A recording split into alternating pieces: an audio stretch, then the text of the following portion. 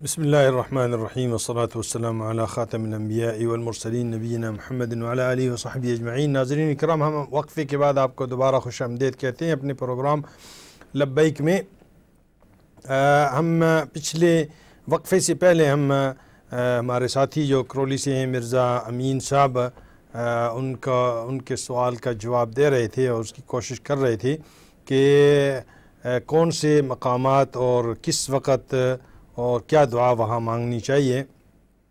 تو آپ کے سامنے عرض کر رہے تھے کہ جو کعبے کے اوپر خاص کر پہلی مرتبہ جب یہاں سے جائیں اور یا روزانہ فجر کی نماز کے لیے جب جائیں تو اس وقت جو نظر پڑتی ہے دن کی اس کو سمجھ لیا کریں، یا مغرب کے بعد، تو یہ اوقات جو ہے نا یہ وہاں مستجاب الدعوات کے ہیں۔ پھر اسی طرح ہم نے آپ کے سامنے عرض کیا کہ میزاب رحمت، یعنی وہ پرنالہ کہ جس سے حرم کی کعبے کی چھت کا جو پانی ہے وہ اس میں آ کر نیچے گرتا ہے، تو اس کے نیچے کھڑے ہو کر وہاں وہ وقت، اس کے لیے بھی وقت جو ہے نا وہ صبح کے بعد یا صبح سے پہلے یہ جو وقت ہے اس میں دعا وہاں بھی قبول ہوتی ہے۔ پھر مقام ابراہیم وہ جگہ کہ جہاں پر آپ بھی دیکھتے ہیں کہ امام صاحب وہاں اس کے پیچھے کھڑے ہوتے ہیں، اور آپ بھی جب طواف ختم کرتے ہیں تو اس کے پیچھے جا کر اپنی 2 رکعت طواف کی ہیں وہ وہاں پڑھتے ہیں، تو وہ پتھر کی جس کے اوپر حضرت ابراہیم علیہ السلام کھڑے ہو کر یہ حرم کعبے کی دیواریں جو ہے نا وہ بنا رہے تھے، تو وہ اس کو مقام ابراہیم کہتے ہیں، اور وہ مصلی کی جگہ ہے، تو وہاں اس کے پیچھے کھڑے ہو کر دعا مانگنا وہ بھی جو ہے نا وہ بھی صبح کے وقت جو ہے نا، اب صبح کا وقت جو ہے نا وہ شروع ہو جاتا ہے جیسے ہی فجر کی اذان ہوتی ہے، اس وقت سے لے کر جب تک جو ہے نا وہ سورج طلوع نہیں ہوتا ہے، سارے وقت کو آپ جو ہے نا صبح کا وقت کہہ سکتے ہیں۔ پھر اس طرح جو ہے نا ایک اور جگہ ہے مستجار ہے کہ جو رکن یمانی اور خانہ کعبے کے۔ جی السلام علیکم ورحمۃ اللہ وبرکاتہ۔ السلام علیکم ورحمۃ اللہ۔ وعلیکم السلام ورحمۃ اللہ۔ یسین بول رہا ہوں جی ڈنمارک سے۔ کون بول رہے ہیں؟ یسین ڈنمارک سے۔ اچھا ماشاء اللہ، ڈنمارک سے، ماشاء اللہ مرزا صاحب کے بچے ہیں ہاں؟ میرا سوال یہ ہے جی عرفات کے میدان میں جی کن چیزوں میں خیال رکھنا چاہیے؟ ٹھیک ہے، حاجی سے۔ جزاک اللہ خیرن، انشاءاللہ میں تیری گل جواب دینا، ٹھیک ہے؟ اور کوئی سوال ہے نہیں؟ تو سر ٹھیک ہو؟ جی بالکل الحمدللہ، جزاک اللہ۔ تسی ڈنمارک کی تک رہے ہو ساڑا پروگرام؟ تو سر پروگرام بہت اچھا ہے۔ اچھا چلو ٹھیک ہے، میں تھوڑے جی انکل جواب دے دیواں تو پھر تیرے سوال دے جواب دی طرف بھی آنا، اچھا ٹھیک ہے جی انشاءاللہ۔ جزاک اللہ خیرن، مہربانی۔ جزاک اللہ خیرن۔ بتا رہے تھے ہم کہ جو مقام ابراہیم کے بعد جو ہے مستجار یعنی رکن یمانی وہ جگہ کہ جہاں پر میں نے بھی عرض کیا تھا کہ جو رکن یمانی ہے وہ کونا کہ جہاں پر تھوڑی سی جگہ خالی ہوتی ہے کعبے کی دیوار کی اور حجر اسود جو ہے نا اس کے درمیان جو جگہ ہے اس کو مستجار کہتے ہیں، تو اس کے درمیان بھی اس کے نیچے جہاں پر بھی کھڑے ہو کر دعا مانگنا جو ہے نا یہ بھی قبولیت ہوتی ہے اس کی، اور اس کا وقت بھی جو ہے نا صبح کا وقت ہے۔ اسی طرح مسجد الحرام۔ جی السلام علیکم ورحمۃ اللہ۔ السلام علیکم جی، میں احمد بول رہا ہوں جی۔ جی وعلیکم السلام احمد بھائی، کیا حال ہے؟ جی الحمدللہ۔ جی سوال پوچھنا تھا جی حج پہ یا حج کے بعد جو بال کٹانے ہوتے ہیں اس کے بارے میں۔ ٹھیک ہے، جزاک اللہ خیرن۔ شکریہ جی۔ اوکے جزاک اللہ خیرن۔ بھائی احمد کے سوال کی طرف بھی آتے ہیں، ہم ذرا اس کو سمرائز کرتے ہیں دونوں جو ہمارا ایک بچہ ڈنمارک سے مرزا صاحب کے بچے نے فون کیا تو اس کے سوال کا جواب بھی دیتے ہیں اور بھائی احمد صاحب کے سوال کا جواب بھی دیتے ہیں۔ اس سے پہلے ذرا ہم مرزا امین صاحب کے سوال کے جواب کو کمپلیٹ کرنے کی کوشش کرتے ہیں کہ مسجد الحرام جو ہے، جتنی بھی مسجد حرام ہے اس میں طلوع سے پہلے، طلوع آفتاب سے پہلے آپ جو بھی دعا مانگیں وہ بھی قبول ہوتی ہے۔ پھر اسی طرح جو میلین اخضرین ہیں، جو دو سبز پلرز ہیں مسعی میں، سعی کے درمیان جو جہاں پر دوڑ کر دوڑا جاتا ہے، وہاں پر بھی دعا قبول ہوتی ہے۔ جی السلام علیکم ورحمۃ اللہ وبرکاتہ۔ وعلیکم السلام ورحمۃ اللہ وبرکاتہ۔ جی آپ کا اسم گرامی؟ میرا ایک سوال ہے جی، آپ کا اسم گرامی؟ میرا نام مطلوب ہے جی، میں ہڈرسفیلڈ سے بول رہا ہوں۔ جی جی، اور سوال یہ ہے کہ عورت جو ہے جی کن کن کے ساتھ حج پر جا سکتی ہے؟ پلیز اس کے لیے محرمات کون کون سی ہیں؟ ٹھیک ہے جی، اور عورت ذات جو ہے وہ کن کن احباب کے ساتھ حج پر جا سکتی ہے؟ ٹھیک ہے، جزاک اللہ خیر۔ آپ کے سوال کی طرف بھی ہم آتے ہیں۔ ہم ذرا جی السلام علیکم ورحمۃ اللہ وبرکاتہ۔ جی وعلیکم السلام ورحمۃ اللہ۔ السلام علیکم۔ وعلیکم السلام ورحمۃ اللہ۔ گولی صاحب میں ایک بات پوچھنے، ہم حج پر جانے خو میرا وہ کدھر کے کام کر رہے وہ جگہ میں، وہ شاپ کے اس میں سب چیزیں سے حرام ہے، اس کے ساتھ میں کام کر رہے، اسی پیسوں میں حج میں جا سکتا ہے؟ آپ کا اسم گرامی، آپ کا اسم گرامی کیا ہے؟ ہلو، میرا نام فہیم۔ فہیم، انشاءاللہ آپ کو بھی جواب دے دیتے ہیں انشاءاللہ کہ کون سے پیسے لے کر اس کو آپ سفر حج کے لیے جو ہے نا وہ اس پر جا سکتے ہیں، انشاءاللہ آپ کا بھی جواب دیتے ہیں۔ جزاک اللہ خیرن۔ جو آگے جگہ ہے دعا قبول ہونے کی، مزدلفہ میں بھی دعا قبول ہوتی ہے۔ مشعر الحرام میں قبل طلوع الشمس جو ہے نا، طلوع آفتاب سے پہلے۔ اسی طرح مسجد کبش کہ جہاں اسماعیل علیہ السلام کو ذبح کیا گیا کرنے کے لیے لٹایا گیا تھا، وہاں بھی طلوع آفتاب سے پہلے جو ہے نا وہ دعا قبول ہوتی ہیں۔ حجر اسود کے پاس جو ہے نا بالکل نصف النہار، منتصف النہار جب ہو جائے، آدھا دن سر پہ آ جائے تو اس وقت بھی وہاں دعا قبول ہوتی ہے، حجر اسود کے پاس اگر کھڑے ہو جائیں۔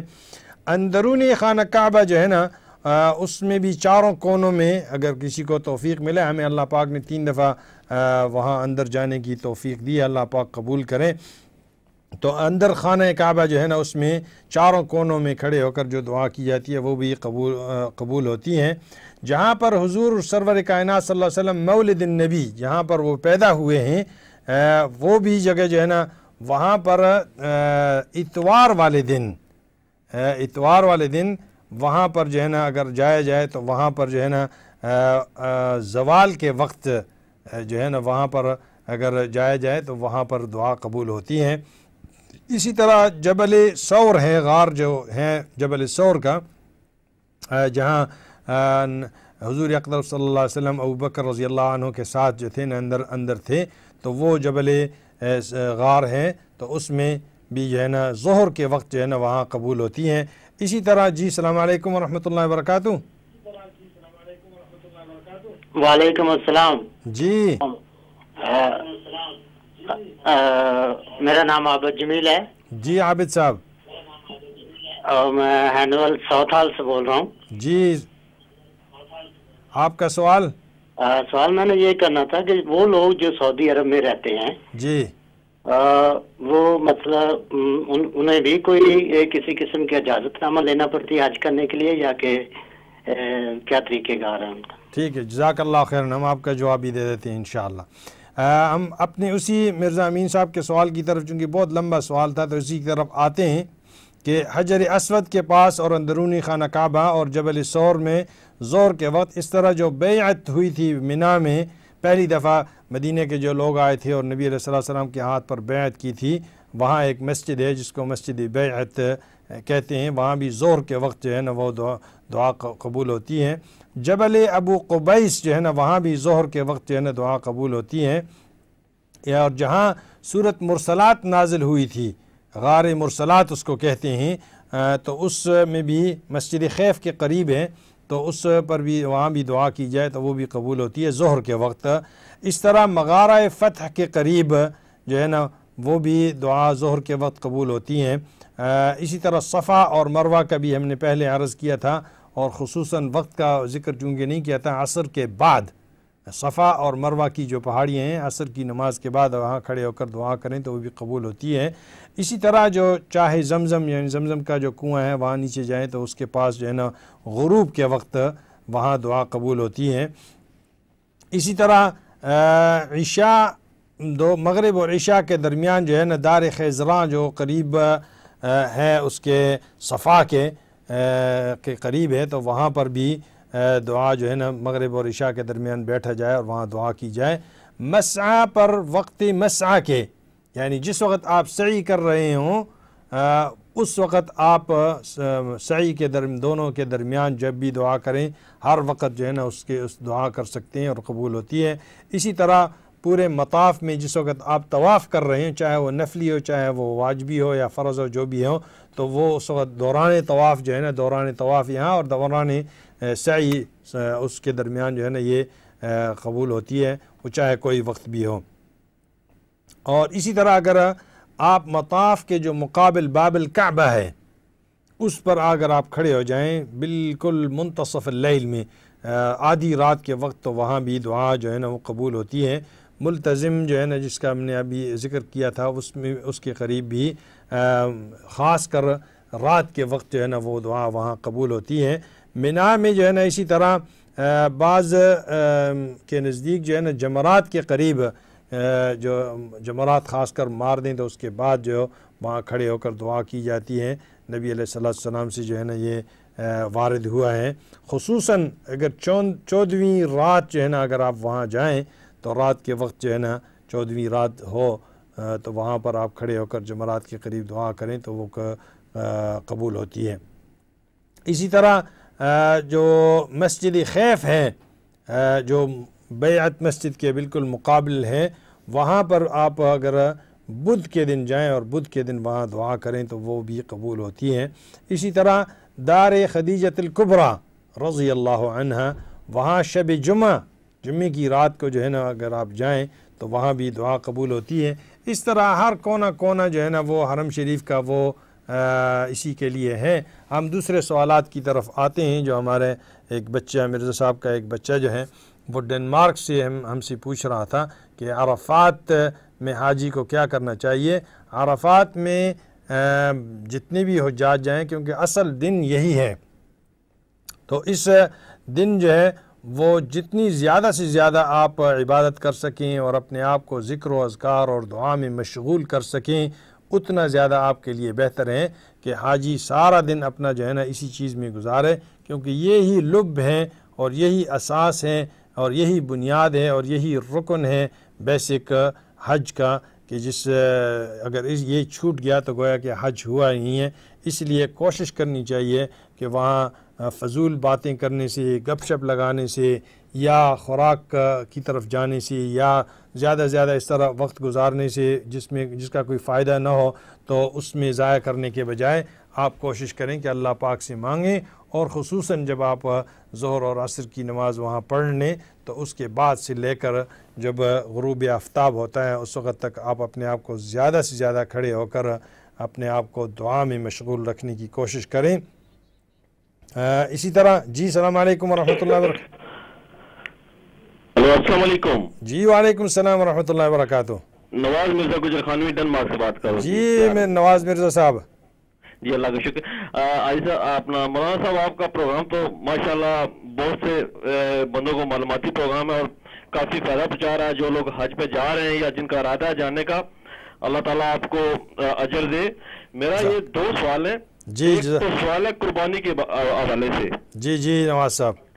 جی قربانی کے حوالے سے یہ سوال ہے کہ اگر ہم یہاں یورپ میں قربانی دیں تو وہ کہتے ہیں جی کہ 3 حصے ہوتے ہیں. ایک اپنا ہوتا ہے, ایک رشتہ داروں کا ہوتا ہے اور ایک غریب کا ہوتا ہے.